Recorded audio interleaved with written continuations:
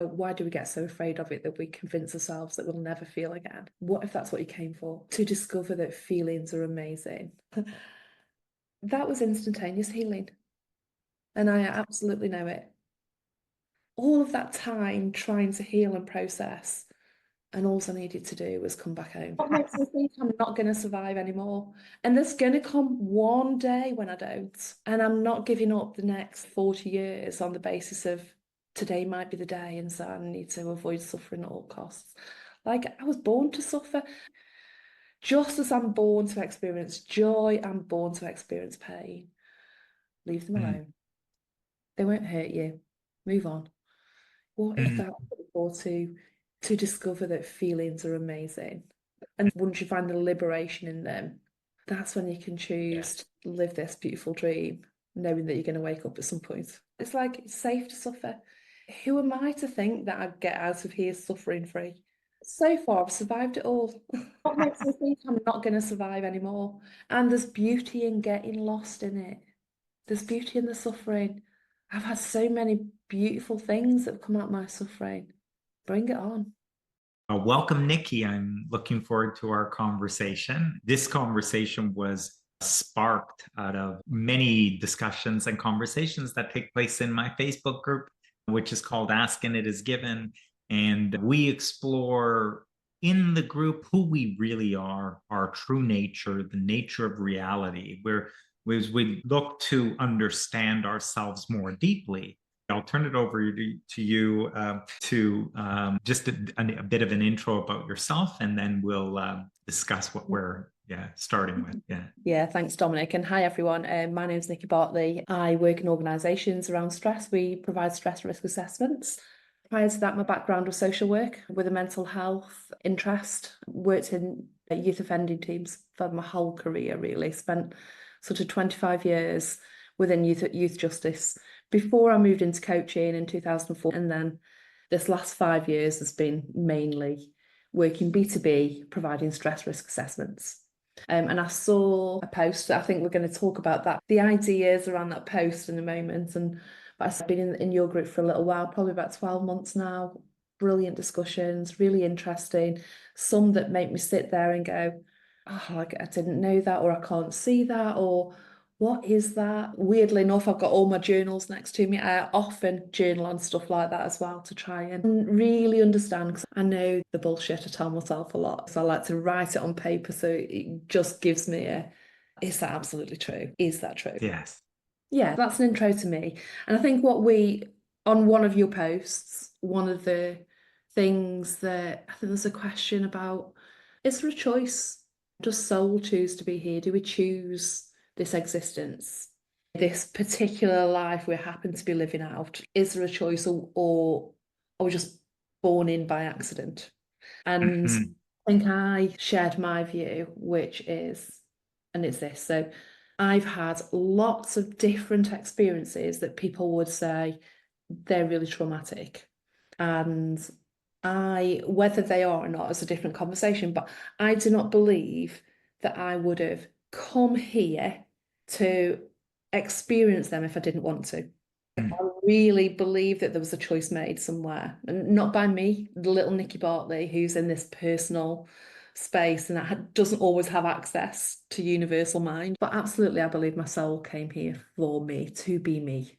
There's nothing that I faced that has been unbearable.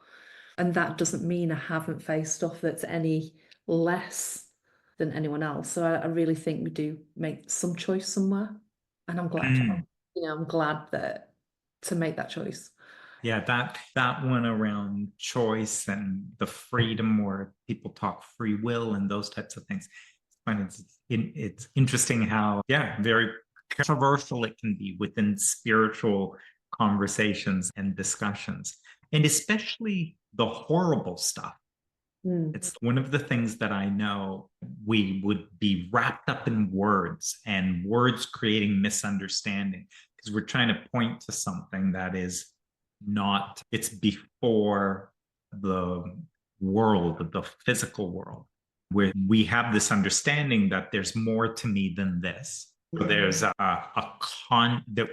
who I really am. I'm grounded in teachings Sydney Banks and Abraham Hicks.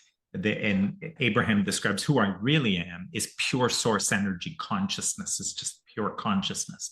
And a part of me is focused into this physical existence while the greater part of me remains non-physically focused.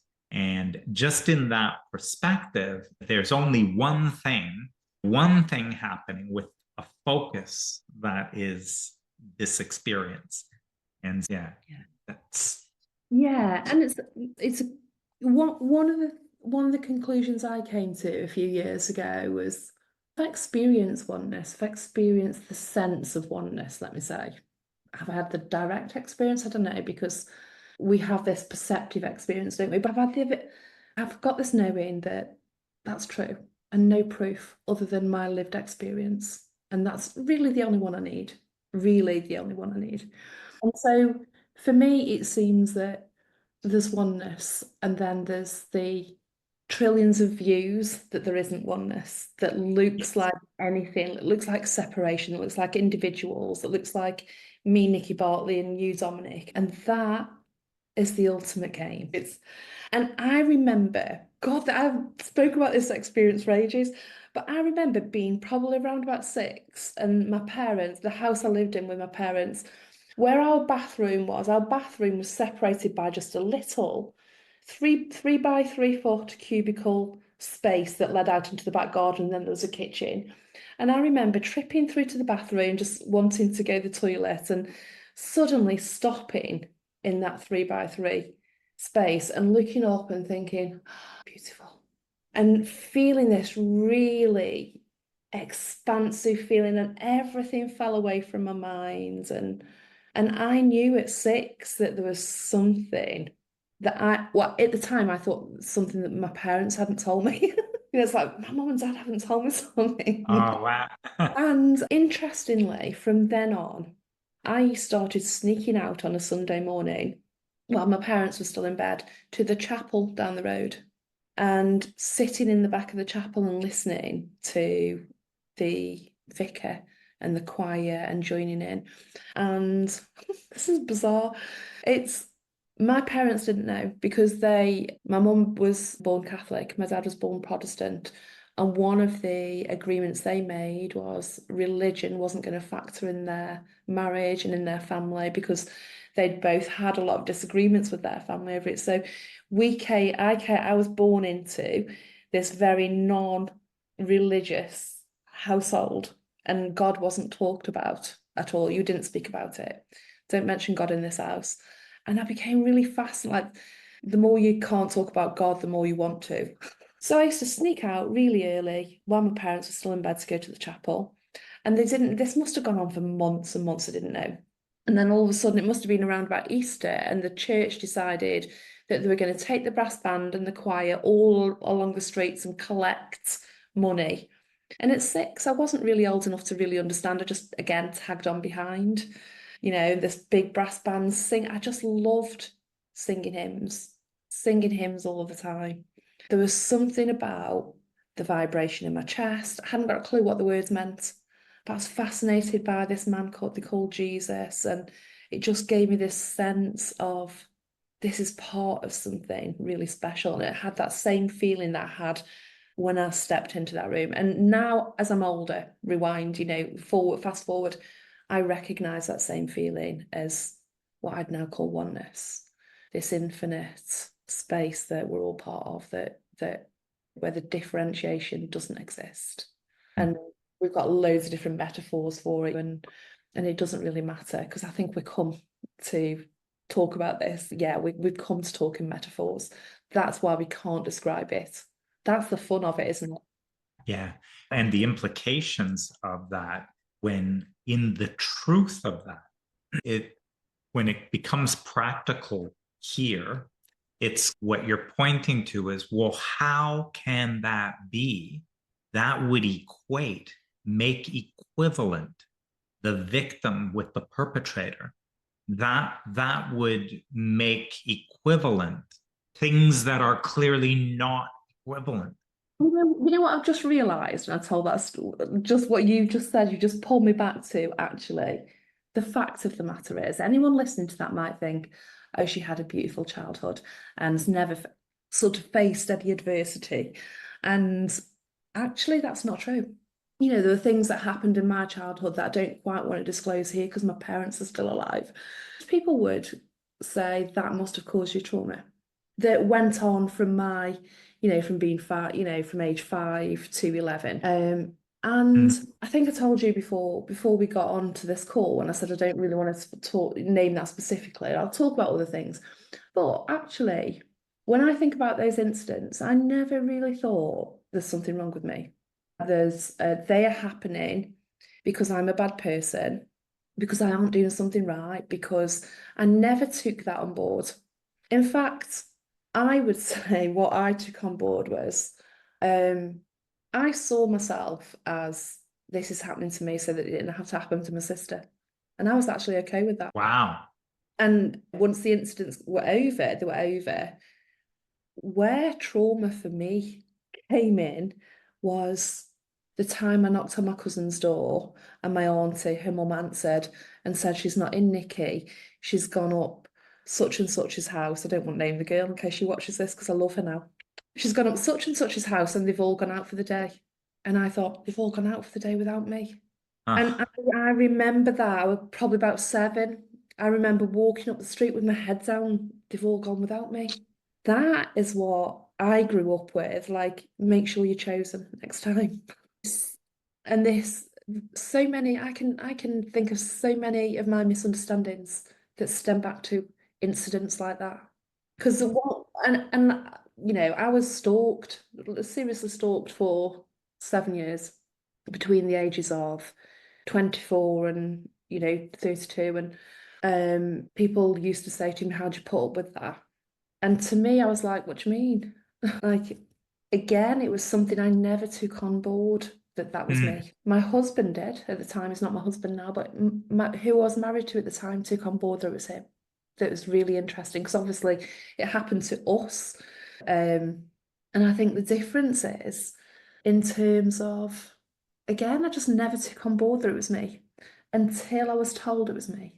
And there was a day where we were having a conversation and I was told that these things were my fault.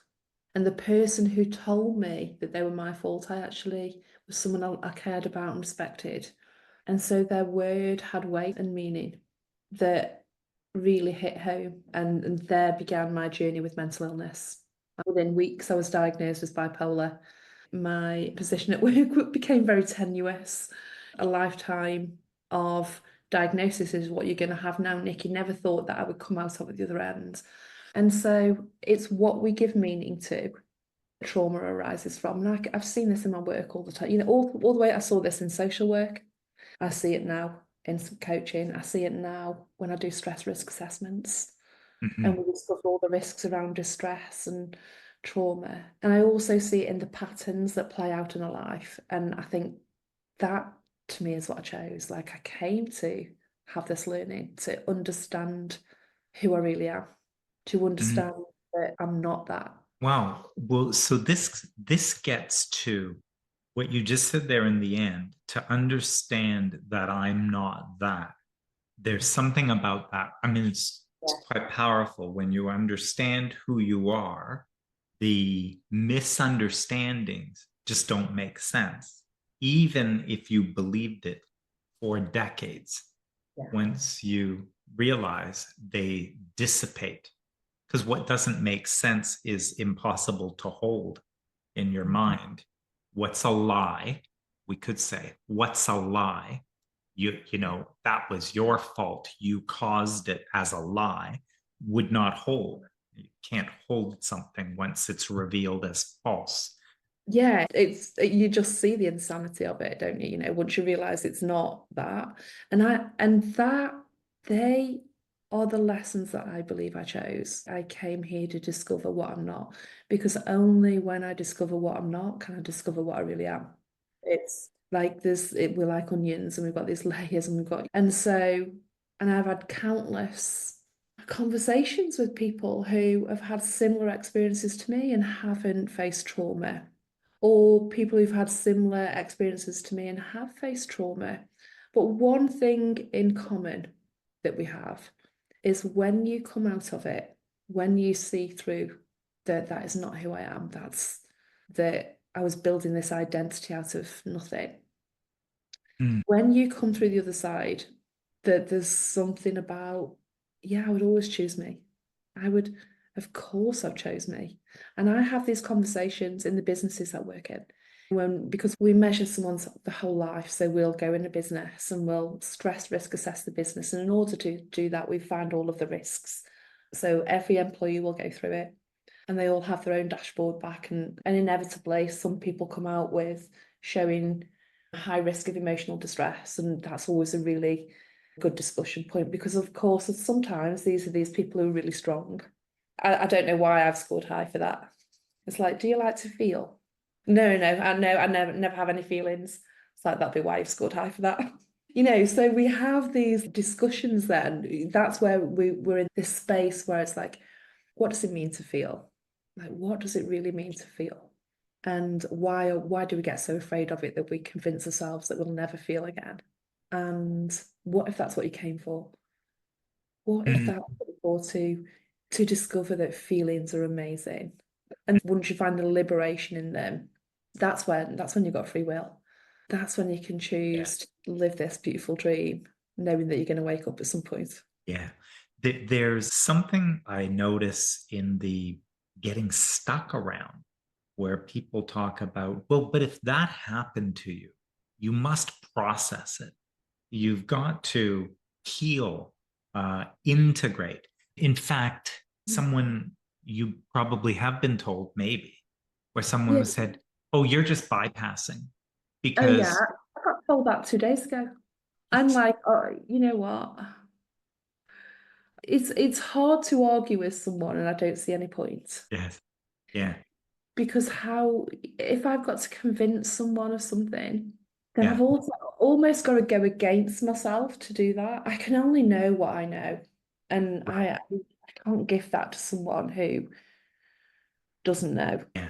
It's interesting because I've been in conversations where people will say, oh, I know this about this is a new one for me in this kind of understanding. I mean, I know the truth of the other person is that they are whole and complete and innate well being, but they can't know it because of what happened to them. And until we get past that, and so they speak about, because you don't understand, there's like the nervous system and there's traumas in the DNA. It's not even what happened to them, it's ancestral. It's what happened to so there's this trauma is physical. It's not even just this.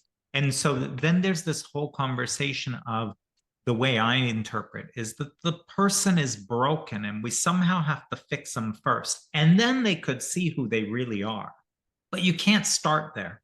Can't start there. And I also, there's parts of that, there's elements of that that I agree with. The part I don't agree with is that healing can't happen instantly. And because I have experienced it. I have experienced it so many times, and I guess so I have experienced it. And I don't expect you to take that as your evidence. You go and experience it. Go and experience it.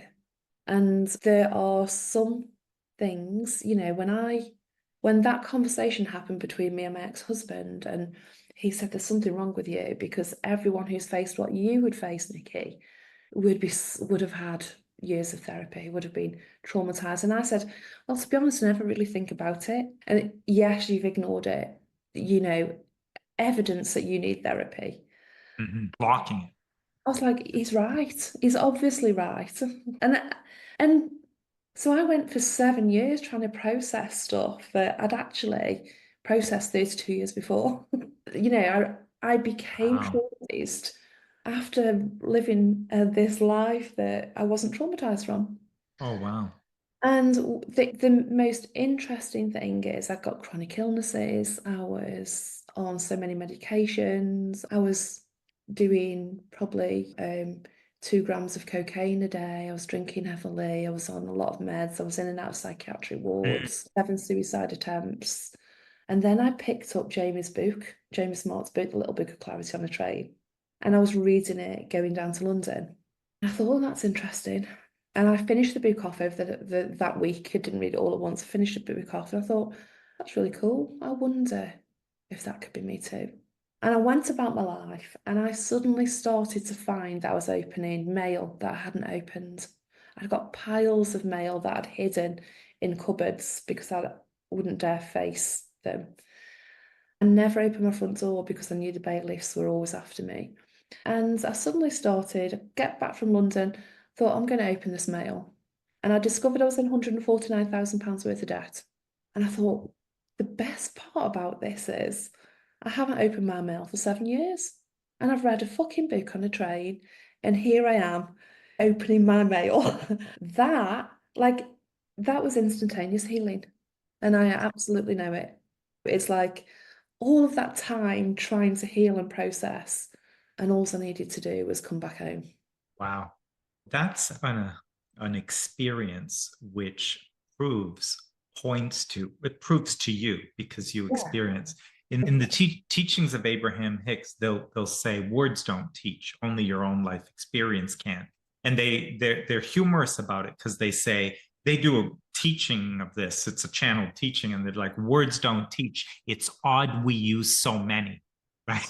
Because they do use a lot of words, but they're very clear. This doesn't teach anything. Your life will teach you what's true, and nothing anyone says will actually help. Right? So, in the end, you're going to see what's true for yourself by your own life. And so, when you read Jamie's book, so Jamie is writing about a teaching we're both familiar with, the teachings of Sydney Banks. And Sydney Banks had an instant enlightenment experience. And it was just like that, where it just a seeing that he had. One of the things he's influenced, Sydney Banks' teachings have influenced, is psychology, therapy, Mm. that whole world. And Sid was so clear. He spoke to the insanity going into the past and churning it up and bringing it alive in an attempt to solve it is, in my words, would be like poking at wounds in an attempt to heal them, right? And now, when you talk about this in a lot of the world, they'll say, what are you saying? Are you telling people that they should be ignoring the very things that are their issues? And Abraham's very clear about that too, where they say, your job is to ignore your problems, not to face your problems, but to ignore your problems. And that will sound like insanity for anyone who hears this conversation. But where they point to is that your health and well being is not found or discovered by meddling and mixing into the problems. It is found, it's a source of well being that is innate to you. And when you face that, when you get into the flow and alignment of that, your problems dissolve because they were self constructed. The suffering is self constructed and it dissolves. And so it no longer harms you. Like I say, that can sound like insanity unless you experience Yeah. it. You know, the other thing I discovered in this, I mean, that was the beginning really of my liberation. Absolutely, like real liberation, because I was already liberated and then I became Yeah, it liberated. sounds, yeah. But you know what I really discovered during this is it's safe to suffer. It's that is that carries me through life. That carries me through life. It's like it's safe to suffer. Who am I to think that I'd get out of here suffering free? Wow. But so far, I've survived it all. What makes me think I'm not going to survive anymore? And there's going to come one day when I don't. And I'm not giving up the next sort of 40 years on the basis of today might be the day, and so I need to avoid suffering at all costs. Like I was born to suffer, and I absolutely really feel that it's okay. Just as I'm born to experience joy, I'm born to experience pain.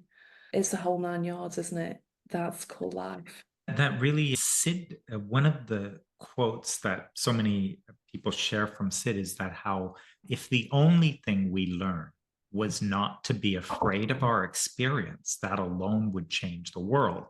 If the only thing people learned was not to be afraid of their experience.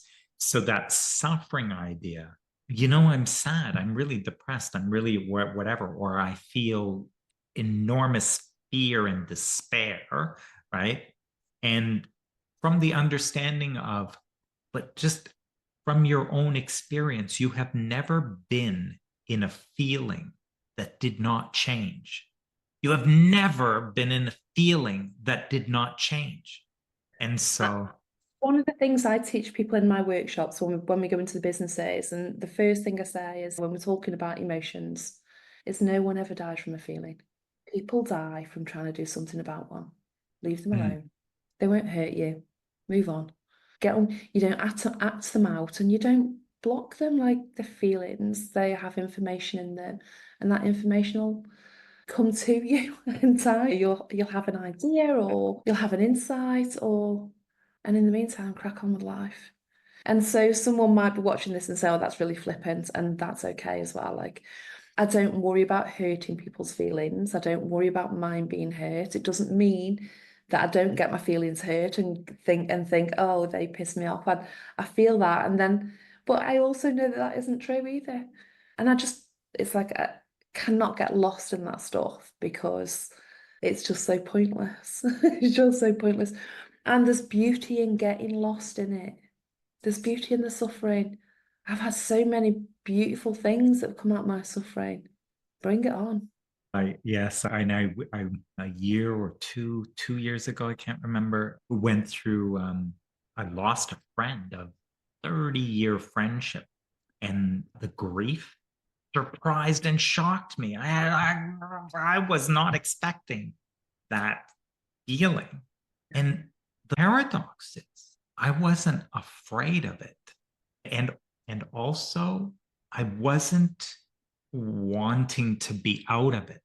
In other words, if I had met anybody who said to me, "Oh, I'm so sorry to hear, and you know what, but it'll be okay." If anyone tried to help me get out of it, I think I would have hit them Yeah. because I did not want to be out of it. You don't need consoling, do you? No, and as intense as it was, there was something about it that was beautiful. It's like I knew that nothing could be this dark or black, or were it not for I'm completely unaware of the sense of love that was in that relationship. You know, 30 Yeah. years you Oh, live, 30 years. I mean, this is my friend. What do you mean love? Don't talk to me about love. It's my friend. Then it became present. What was actually there was and present. yeah. Oh, Dominic, honestly, I can so relate to that. So relate to that. And that's what I'm really talking about, really. It's that there's something in our suffering that we miss when we keep trying to avoid our suffering. Hmm. And there's two things. So I just quickly from that, when I started opening my mail, I hunted Jamie down. I was like, I stalked him. And I ended up going on clarity coach training. So I really needed to hear more about this. And I was in all of this debt and didn't know what I was going to do, really lost still, but also okay. I've got this, I'm going to be okay. I am okay. But really, the only thing that I thought I needed to sort out was this money. I'll be okay when I sort this money out. Get rid Hmm. of this debt. So sitting in the training the first day with Jamie and he's talking about Sid and everyone's really peaceful. And I'm thinking, oh, just get to the part where I'll be a coach and earn more money so I can sort this out because I know I'm okay. Getting really angsty all day. And by the end of the day, I thought he didn't tell me how to earn more money. Just he didn't talk about that. He's a fake and I know everyone was having a good time apart from me. And I just need to sort this money out still. I've faced it now. Just need to sort it out. And As I was on my way back to the hotel room, I rang my partner, Stephen.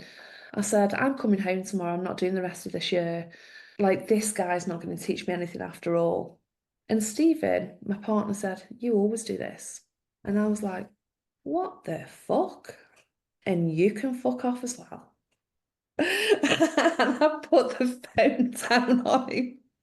And I thought, right, I'm not going home then. I'm staying in London because I live nowhere near London. I'll stay in London for the night, teach him a lesson. And I goes to my hotel room and I was like on the top floor in this little attic thing.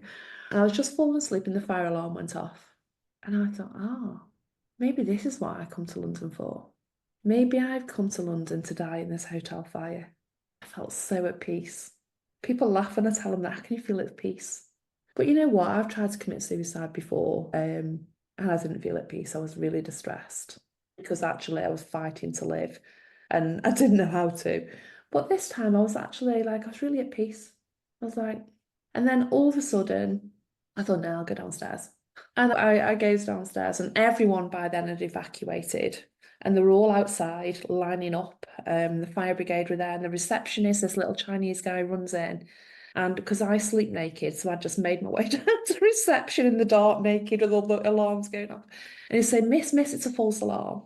And I just burst out laughing.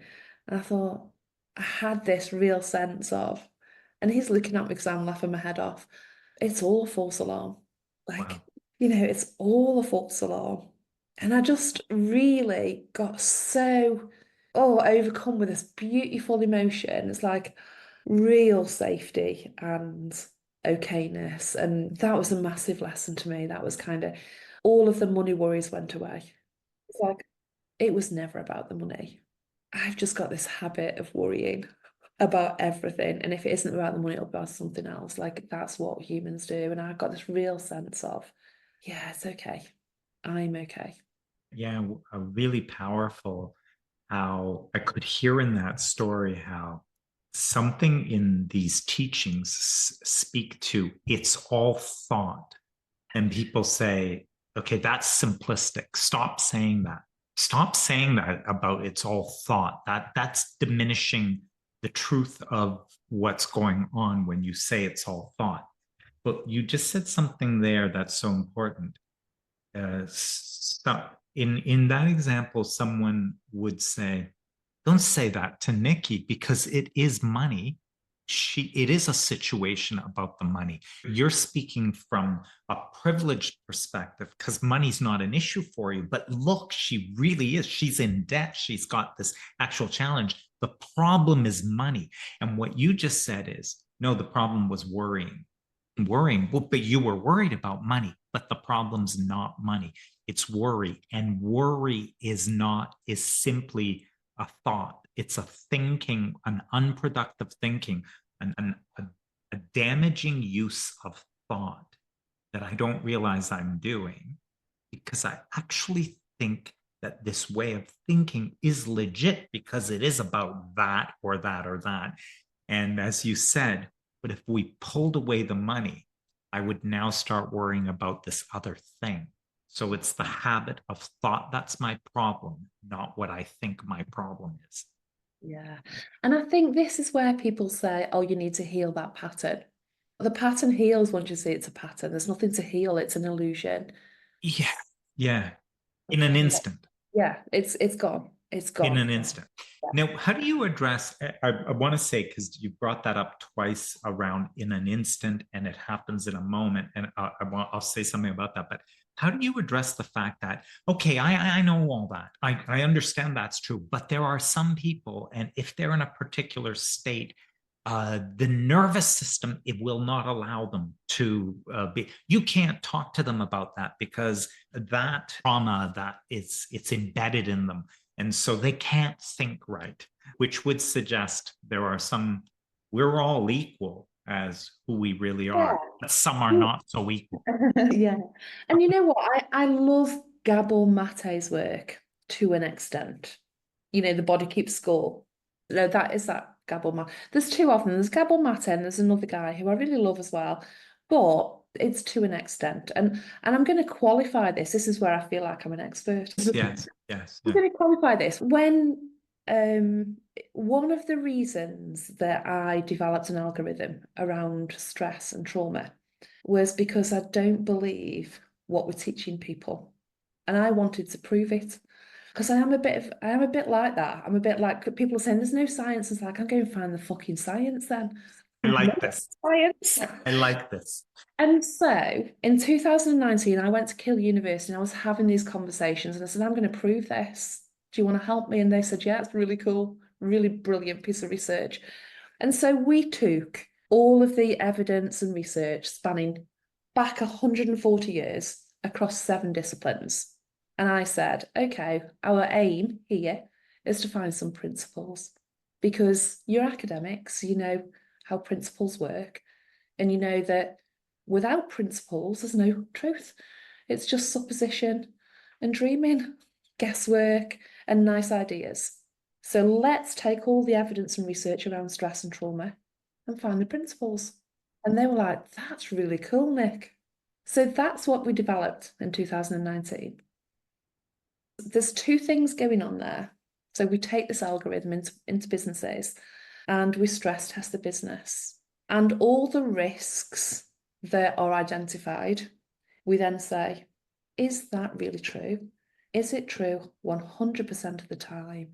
And is it true for 100% of the people? And if it's not, we can agree by scientific standards that that's not a principle. That's a belief. And what will happen, Dominic, hopefully over the next 2 or 3 years as we gather more data around this, is we will have this published. And it's really important research around beliefs and how powerful they are.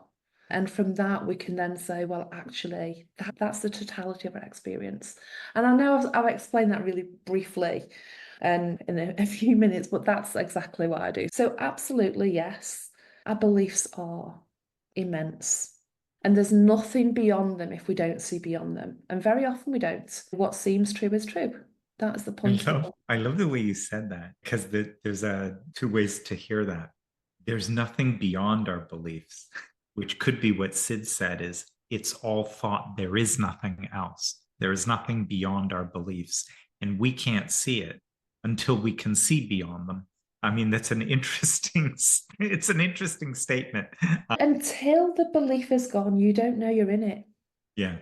It is utterly convincing. And Yes. I love the work, and we are using part of his work in our algorithm. So I love the work. And Jamie first introduced me to this. I don't know if you've seen the TED Talk. Oh, what's the TED Talk called? It's by Donald Hoffman. Do you know Donald Hoffman, the neuroscientist? So we're using the basis of his work as part of ours as well. So he has the whole theory around we don't see reality. Yeah. No exceptions to that. No one does. No one ever will. We're not equipped to. Important work. That would be an important statement. I mean, we just don't see reality. Which, this is science. People aren't watching it because it really bumps into our belief on, but this is true. This is real. This is real. And what gave the game away for me, that going back to that evening, that, oh my God, I've always been fighting imaginary fires, was the fact that I suddenly remembered when I was 21, I'd been homeless. I'd got a 3-year-old daughter, and I spent 2 weeks on the street with my 3-year-old daughter. And we then got a place in a hostel. And everyone says, oh, it must have been horrendous. And I said, we had the fucking time of our life. We drive past that hostel even now, and Katie, she was only 3, says, when we lived in there, Mum, we had an ace left, didn't we? And I think, wow, another example of where life should have been shit and it was amazing. But actually, the little tiny things, like 149 grand's worth of debt was what I suffered from.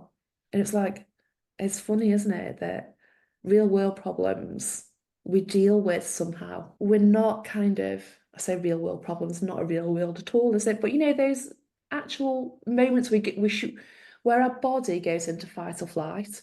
It's a really useful response to a crisis, to a life-threatening situation. And you'll notice that actually the majority of people, when they go into fight or flight, are not panicking. They're not having an anxiety attack.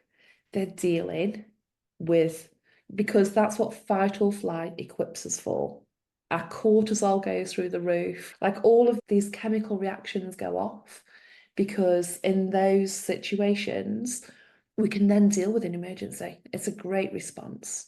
I'm just seeing as you describe this, the complete opposite of what's suggested when people talk about that person can't see they can't see beyond thought because they're stuck in a nervous system that keeps them in fight or flight. And what I'm seeing is, but it is in fight or flight that their clarity lies. It is in fight or flight that there is pure clarity and no thinking. Absolutely.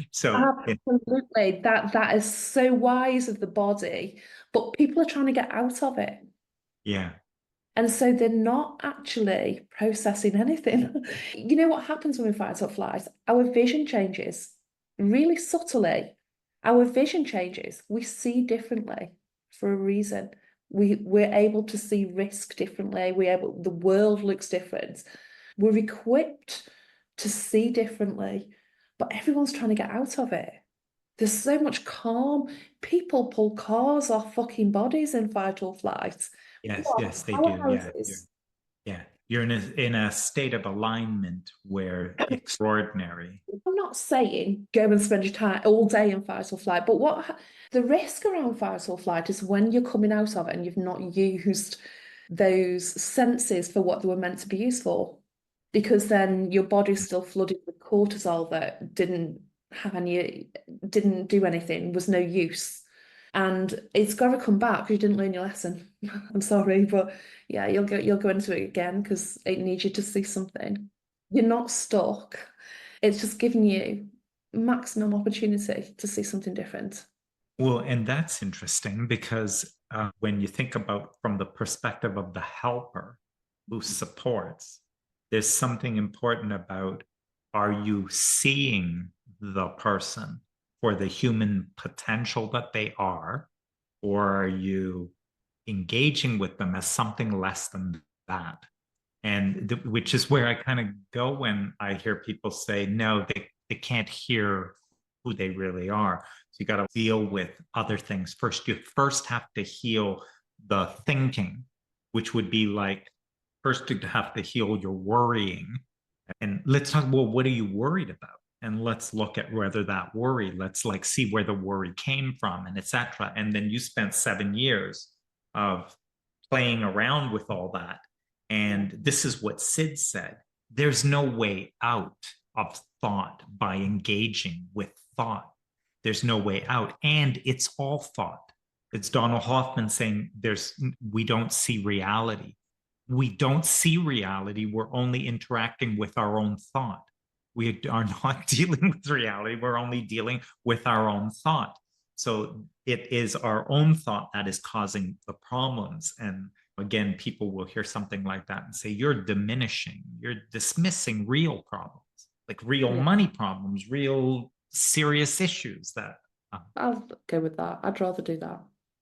You said something that I wanted to bring where you said in an instant, it happened in an instant, it happened in a moment. And I follow a channel teaching called Bashar. The channeler is Bashar. The channeled entity is Bashar. Daryl Anka is the channeler. But Bashar speaks to that everything is done. It happens in an instant where you make the decision. All of it. And never is a process required. Ever is a process required. What he says is, you will use process before you are willing to give yourself permission to drop that. So, in other words, he says you will use a process.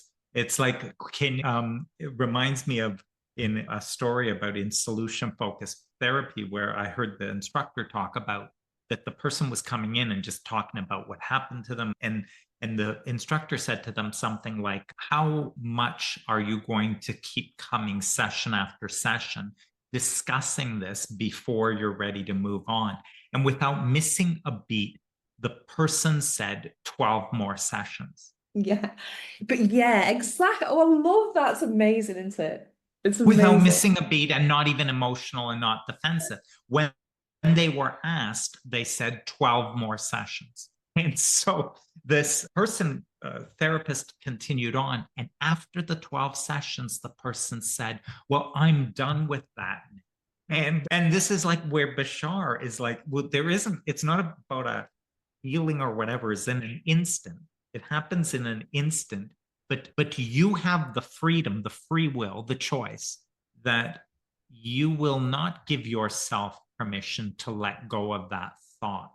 Some therapists say, well, yeah, because they can't. It's in the nervous system and they're like locked into it or whatever. Versus no, when they let go, it's let go. And ultimately, everyone just lets go. They just leave it behind. And for some people, they say, no, I need a I mean, process. these patterns, that's us not letting go. That's us wanting to go through this process. And I see that. I absolutely see people who'll come to me and they're locked in this pattern that they feel like they need to be in before they let go. But they didn't really need to be in it. Yeah. It's, there was, I mean, because if they needed to be in that pattern, I would have been in that pattern at 5, and I wasn't. And at 6 and at 7 and at 8. And I just wasn't, like, without a doubt. And there's been people throughout my life, as I've told that story, who said, because I said I didn't really think about it.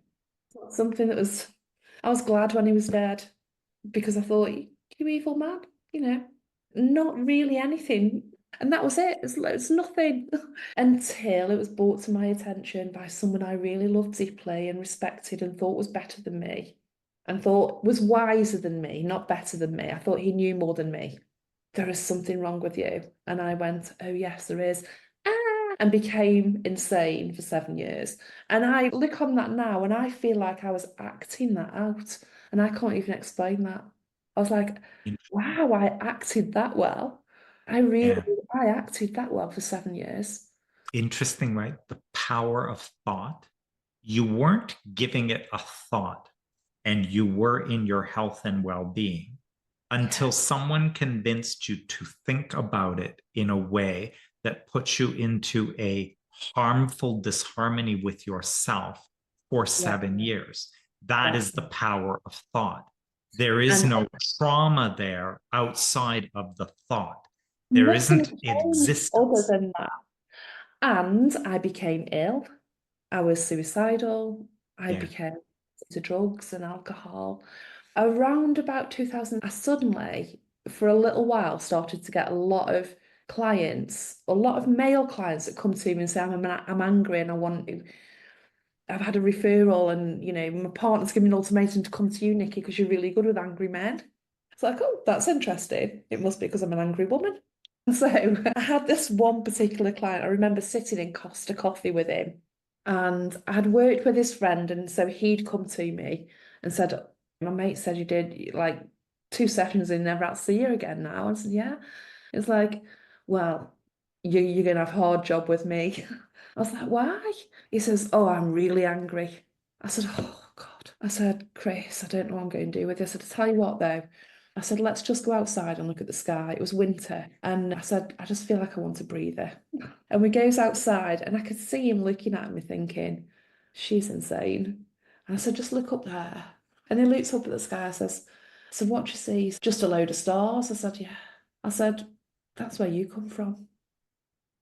He says, sat me and says, what do you mean? I said, well, they're not really there. I said, they're in here. They're in you.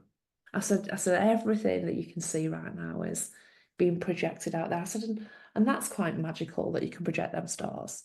I said, it's also quite magical that you can go and project you punching someone's lights out. I said, don't you think they're just at opposite end of the spectrum? And he said, I don't think we need to continue this conversation. So I remember watching him walk off and thinking, wow, he's got a real bad limp. He was limping. And I've still got the text. I could find the text and show it you. The next morning, I get a text off him saying, I don't know what's happened. I was really angry when I left you last night because I was so frustrated. I was so disappointed. And I had to go to a judo class. And I got there and I did judo and I went home to my wife and she said, how did it go with that woman? And he says, not very well. She was crap. She told me, look at the stars. He says, But I went bed really peaceful because I thought I'm never going to have therapy again. I'm all right. He says, Oh, and wow. I've got up this morning and I've walked downstairs. He says, and you're never going to believe this. He says, but I was born with a limp and I know how no longer have a limp. That's crazy. Oh my God. And I rings him. I said, what? He says, Nikki, I can't explain it. He says, but it's the first thing my wife noticed this morning. He said, I didn't even notice. He said, I just walked in the kitchen and she said, where's your limp? You're not limping. That's crazy. That's crazy. I'm glad you brought that story because there's something so important about when people talk about dismissing thought as the answer, it's simplistic because before you can have that conversation, you have to take care of, that a nervous system, there's more to this than thought. There's something physical. And what I say from this understanding is everything physical is a reflection. Everything physical is a perfect reflection of this thought energy. And that story sums it up. Something changed and a lifelong physical, you could say, in a trauma scenario, but it's in the nervous system, it's in the DNA, it's in whatever. But there is no physical that is not a precise and exact reflection of what is in thought. So it appears to be physical, but a reflection of something. 100%. And that blew my mind, Dominic. Like that phone call from him. I was Wow. like, how long, Chris, have you had a limp? He said, oh, I've always had one. I was born with it. Like That's nuts. from when I could walk, I've walked with a limp. That's nuts. I've had operations on it. I had one leg longer than the other, and my fucking limp is gone. From And a conversation where And what, I mean, we're still friends. And what he found, what was the funniest is, was he like that conversation, he walked away from there, she is insane. And so I must be really sane. Like that's what he took from that. oh my God, that's so funny. That's how That's he funny. described it. He then that was the moment really where That's, he was a supervisor in a foundry, in a big manufacturing foundry, and he took me into his workplace because this is full of angry men and they all need to speak to you. And that was how I got into business, was through him. wow, that's incredible. So it's basically he found his So, well-being by yeah, seeing how insane you must be. yeah. I thought I was nuts, Gee. Like but I'm a that's what nuts looks like. This is what sanity is. so sane in that. Like That's he thought insanity and she was okay. Like this is literally the conversations me and him having. It's just like I just knew that that is instantaneous healing. that is instant. No process. There's no integration and healing of the And I had nothing to do with it. yeah. Like literally. I was telling them it's you're projecting them. If you're projecting them, it's just miraculous. Your power in that is your grounding. In other words, you had nothing to do with the healing. Part of what you brought was not messing around with the stuff that would keep the disturbance going. In other words, you weren't being taken in by, I have a serious problem, not like all those other anger issues you've been, those guys. No, this is a serious one. And so, but you weren't moved, you weren't considering that this might be something you don't know about. This might be something more serious than the simplistic ones you deal with that you say are just thought. Well, it's dead interesting, isn't it? Because I see people say, "Oh, they've got this mental illness, so I'm not equipped to deal with them." It's like Yes. bring them to me. I'll have them. Well, they said that's a very strong grounding. There's no levels of this, like Yeah, meaning if it's thought that's a disturbance, And there's no disturbance of thought that is, oh, well, if it's that kind of thought, then that's beyond me. Right? Yeah. Thought is thought. This is why in a lot of in Sid, it was like, stop talking about that. We're trying to understand the nature of thought. Don't tell me about the thought, like the trauma, the thing, the situation, the right. It's the nature of thought. And the nature of thought is, Oh, yeah. You know something? Going back to when we were doing the research for Bessie, our algorithm, I came across something, and it was the translation for psychology, and it's study of the soul, study of the psyche, study of the soul. And I thought, fuck, like, wow, why are they studying thought then? yeah, when it began as the study, wow, of the soul, of that energy before this thinking. Where did that get lost? Where did we lose the way in the field of psychology that started off the study of the psyche, the study of the soul? Where did that get translated into? Oh, well, instead we'll look at the thinking then and everything they think. Like it's kind of we got lost somewhere.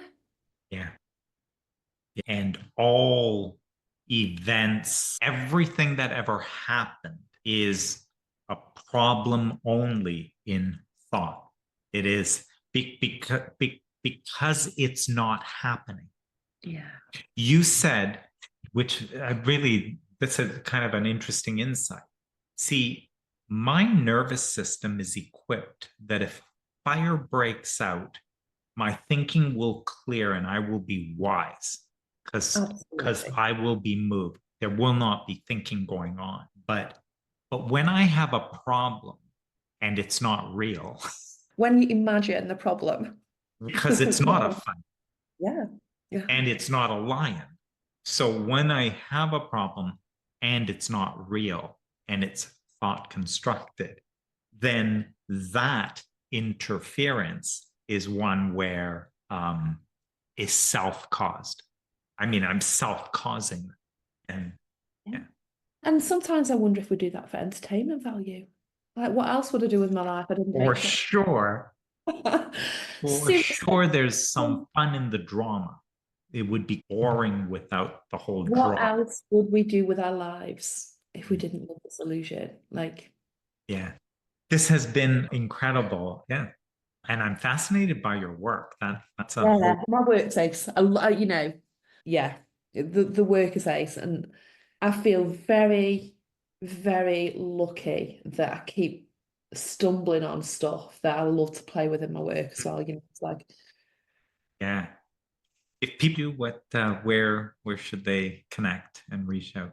of course, I'm on Facebook, or they can go to my website, thriveandshine.co.uk. What, They say that one more time.